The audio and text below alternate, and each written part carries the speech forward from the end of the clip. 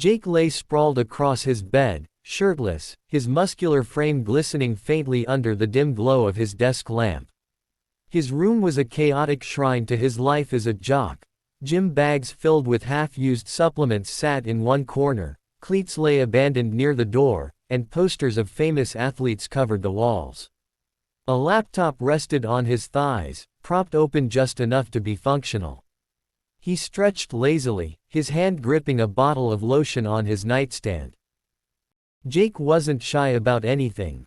Confidence radiated off him like cologne, thick, sometimes overbearing, but undeniably present. If Jake wanted something, he took it. If Jake wanted to do something, he did it. That's why, when he decided to take a break from the day's stress, it wasn't with any subtlety or shame. The rhythmic clicking of the keyboard filled the room as Jake scrolled through his laptop, letting his mind wander to simpler, more pleasurable distractions. He leaned back, one hand sliding under the waistband of his sweats, the other still lazily holding the lotion. A cocky grin tugged at his lips as he settled into his usual routine. That's when the door creaked open. Dylan, Jake's stepbrother, was standing there, blinking through his thick, oversized glasses. Dylan was everything Jake wasn't: bookish, awkward, and far too polite for his own good.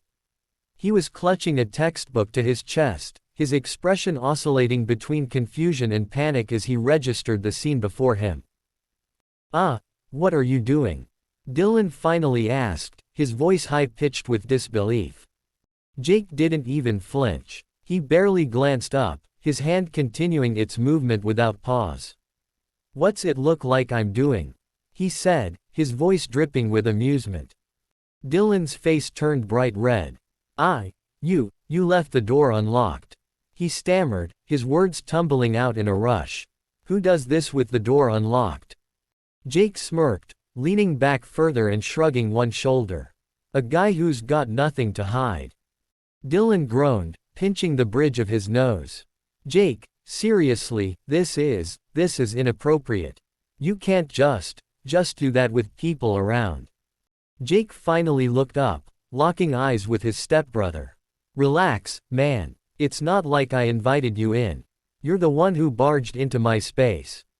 I thought you were asleep or something." Dylan protested, clutching his textbook tighter. "I didn't think you'd be doing this." Jake rolled his eyes, his smirk widening. "Yeah, well, now you know. So, you gonna leave, or you just here to watch?" Dylan's jaw dropped. "What? No. Of course not." He took a hesitant step back, but his hand lingered on the doorknob as if debating whether to leave or lecture Jake further. Jake chuckled, the sound low and smug. "You're acting like this is a big deal. It's just biology, bro. Loosen up." Dylan shook his head, clearly struggling to process the situation. "You're unbelievable. And you're still standing there," Jake pointed out, raising an eyebrow. "What's the matter, Dylan? Feeling left out?" "Absolutely not," Dylan snapped, his voice cracking slightly. He tried to sound firm, but his awkward demeanor betrayed him.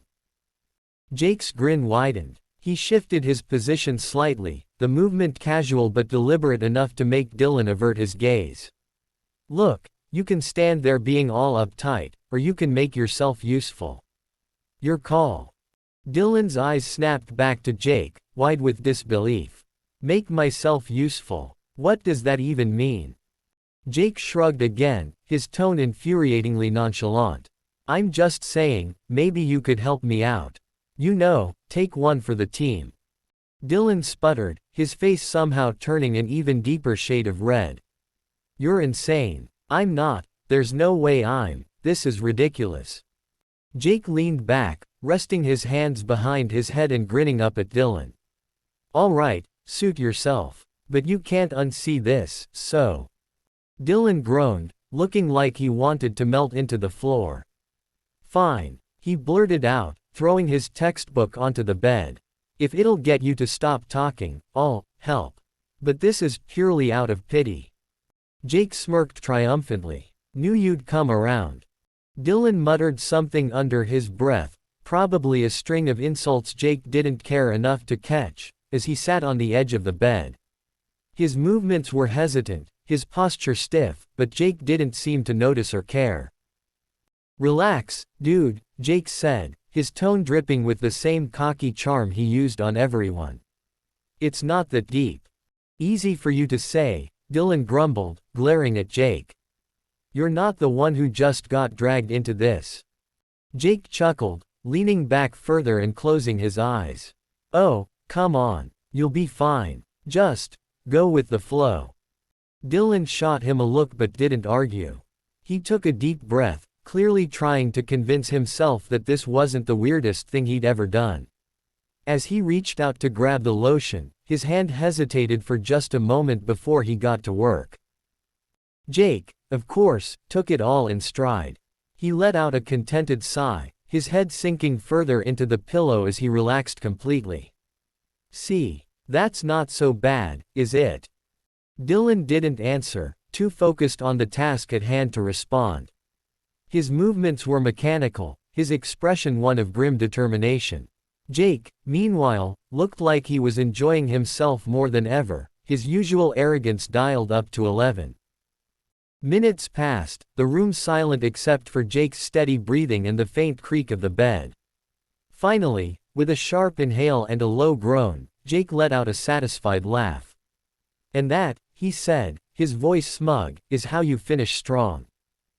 Dylan stood up immediately, wiping his hands on a tissue from the nightstand and shooting Jake a glare. "You're the worst." Jake grinned, his eyes still half-lidded. "Yeah, but you love me." Dylan didn't dignify that with a response. He grabbed his textbook and headed for the door, muttering something about, "never again," as he walked out. As the door clicked shut, Jake let out another laugh, stretching his arms behind his head. "Good talk, bro," he called after him, the smirk still plastered on his face. And just like that, the room was quiet again, the glow of the laptop casting faint shadows on the wall. Jake lay there for a moment, his grin softening as he thought about the absurdity of what had just happened. Sometimes, having a nerdy stepbrother had its perks.